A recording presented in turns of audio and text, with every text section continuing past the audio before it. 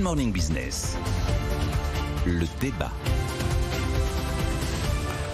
Effectivement, va-t-on échapper à la récession allemande comme le croit Bruno Le Maire en France? 1% de croissance pour l'an prochain, ça fait partie du cadre économique pour fixer le budget 2023. Nicolas Dos, vous en pensez quoi de ces perspectives macro? Vous voulez que je sois good cop ou bad cop? Ah, bad cop.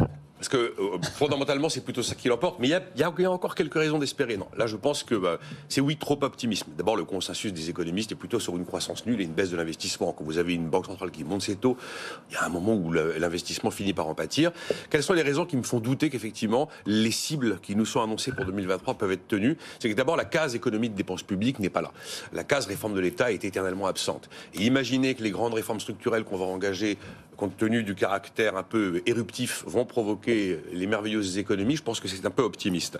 Après, on va avoir une hausse des dépenses. C'est obligatoire, puisqu'on sait qu'on a des grandes dépenses structurelles qui sont devant nous. Et là, il y avait des recettes exceptionnelles. Mais les recettes exceptionnelles en 2023, il ne faut pas trop y compter. Il y a donc le coût de la dette qui augmente. Ça, c'est absolument indubitable. 40 milliards, on est maintenant. Et puis la difficulté à poursuivre les baisses d'impôts. Et les baisses d'impôts, ça peut être une dynamique de croissance. Mais on voit que Bruno Le Maire a même fini par le dire. Alors, c'était Pierre Moscovici qui avait allumé le signal sur on peut plus baisser les impôts. Bruno Le Maire le dit lui aussi. La CVAE est étalée sur 2 ans. Il n'y aura pas de baisse des droits de succession comme ça a été annoncé, en tout cas pas en 2023. Et puis quand vous prenez l'histoire récente, elle ne plaît pas tellement pour l'optimisme. Prenez le début de Nicolas Sarkozy. Il nous dit qu'on va tomber à 1,5 de déficit à la fin du quinquennat. Patatras. En fait, on fait 600 milliards de dettes supplémentaires. Vous prenez François Hollande qui arrive et qui nous dit moi je repasse sous les 3% dès 2013. On va y parvenir, mais il faudra quand même 4 ans pour y arriver.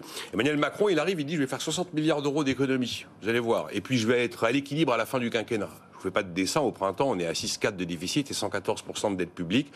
Le côté bad cop l'emporte. Maintenant, si je pouvais faire du good cop, je vais laisser Jean-Marc réagir. C'est lui peut-être qui va endosser le rôle du gentil. C'est-à-dire que la question, c'était la croissance. Nicolas a surtout parlé de la structuration et de l'évolution des dépenses publiques. Donc la question, c'est est-ce qu'on va contenir le déficit à 5% du PIB? Oui, c'est ça la question. Oui. Et alors, parce que la question, c'est est-ce qu'il va y avoir 1% de croissance ou est-ce qu'on va contenir le déficit à 5% du PIB? D'abord, on a autour de nous des pays qui sont en train de redresser de façon assez spectaculaire leurs finances publiques. Je pense à l'Espagne qui est sur le premier semestre en dessous des 3%, ce qui ne s'était pas vu depuis très longtemps. Et donc, il y a aussi une volonté derrière qui est plus ou moins affichée et affirmée de réduire le déficit. Alors ensuite, sur la prévision de croissance, j'avais déjà eu l'occasion de dire ici que je n'étais pas Madame Irma. Je suis toujours très impressionné des gens qui avaient eu raison sur l'inflation cette année, ce qui prouve qu'ils s'étaient trompés, puisque l'inflation, elle est due essentiellement à la guerre en Ukraine, et ils n'avaient pas vu venir la guerre en Ukraine. Une mauvaise foi absolue. Ceux qui avaient raison se sont trompés. C'est quand même pas facile. Mais je vais vous expliquer. Non, mais il s'est trompé, donc il avait raison. La mauvaise foi est un élément constitutif du commentateur économique. Non, mais je suis très sérieux. Les gens qui vous annonçaient 8% d'inflation, quand vous regardez la Banque de France dit, sans la guerre en Ukraine, il y aurait eu 4% d'inflation.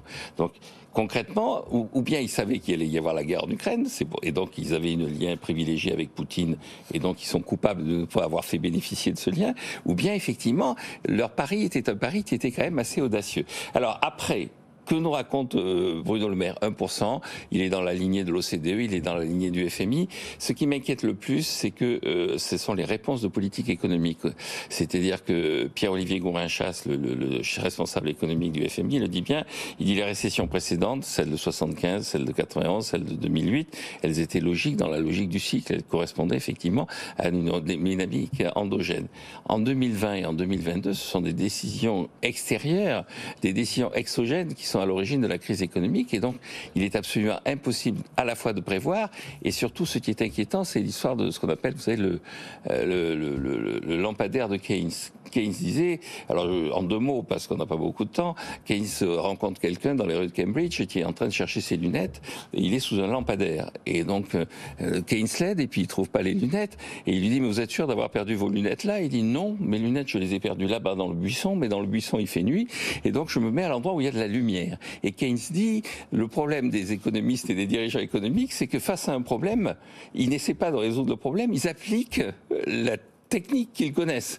C'est-à-dire, ils se mettent sous le lampadaire là où il y a de la lumière, même si ça ne correspond pas aux enjeux. Ça veut dire qu'on fait les mauvaises politiques, là pour... Je pense qu'on ne sait pas ce qu'il faut faire et que, comme on ne sait pas ce qu'il faut faire, on applique des politiques qui sont celles que l'on faisait traditionnellement. Et je pense que ni la Banque centrale, ni la politique budgétaire n'a la solution d'un problème qui est essentiellement un problème exogène lié à ce qui se passe en Ukraine. Vous voyez quoi, vous ?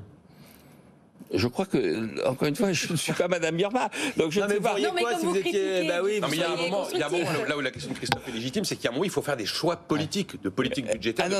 Il faut bien avoir un budget avec des prévisions. Oui, il y a un moment, on est dans l'action. Non, les prévisions chiffrées, écoutez, franchement, personne n'avait prévu ce qui se passait en 2020. Mais on fait quoi, là ? Donc après, en action, je pense que dans la situation actuelle, effectivement, il faut se projeter à plutôt moyen et long terme, et sur le budget, il faudrait redresser la situation en baissant les dépenses. Quoi qu'il arrive, absolument. Quelles que soient les conséquences sur la croissance. Mais les conséquences sur la croissance, écoutez, là aussi, croire que augmenter les dépenses publiques, ça fait de la croissance, vu le niveau de dépenses publiques qu'on a, on aurait une croissance absolument phénoménale. Nicolas.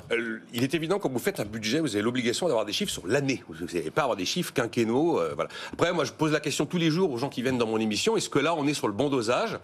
Tout le monde trouve que rien n'est extraordinaire, mais que c'est peut-être le remède le moins pire que l'on puisse imaginer, ce qui se passe au niveau de la BCE et ce qui se passe au niveau budgétaire. Juste un mot, l'augmentation des politiques budgétaires en ce moment est en train de creuser un déficit extérieur en zone euro. Donc on voit bien que ce n'est pas le bon outil.